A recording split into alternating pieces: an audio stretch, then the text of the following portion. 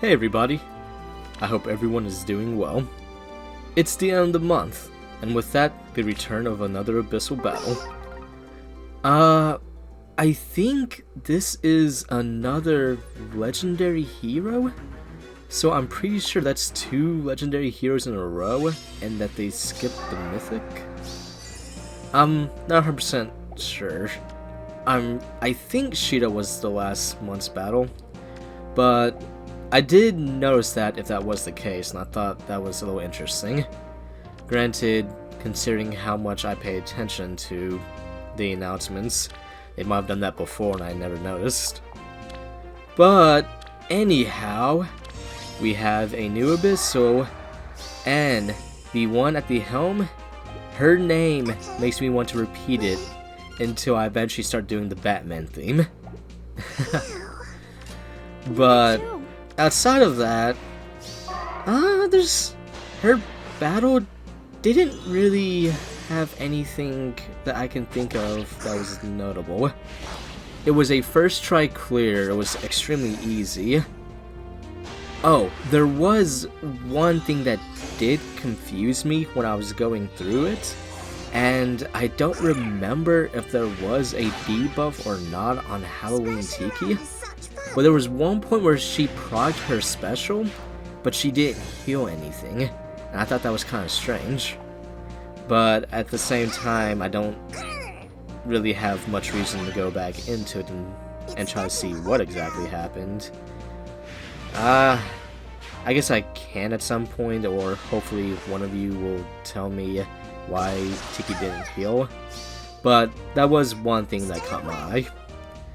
Outside of that, the only real thing of remark for me anyways with Faye recently is that there is a new Astra that is apparently inheritable, and I believe it gives damage reduction also. So now you're just stacking damage reduction with more damage reduction even further, and it's much more accessible to multiple units to be able to double stack. So, I'm sure everybody who has seen my videos know my viewpoint on the damage reduction thing. I'm just kind of sitting here thinking, wow, the little damage numbers you see at the little pre-battle at the top of the screen is all nothing but little tidbits of era long since past. And if they keep adding just specials and other ways to do damage reduction, it kind of makes me sit here and wonder, are we going to be seeing soon enough a triple stack damage reduction that's very common, maybe a quadruple stack? I really don't know how much further they can actually go with that. And yes, I know they're slowly implementing ways to ignore damage reduction, but you have to use a necessity of a skill to get around such thing, especially if it keeps getting stacked further into the future. I guess it's potentially their way of quote-unquote creating diversity while not actually creating diversity. It's just forcing you to have to work around the entire issue. And because you have to use this skill to work around the entire issue, you have to give up skills you would have used beforehand also. So I guess we'll have to see where that goes. And I'm really not sure what other kinds of skills they could introduce going forward.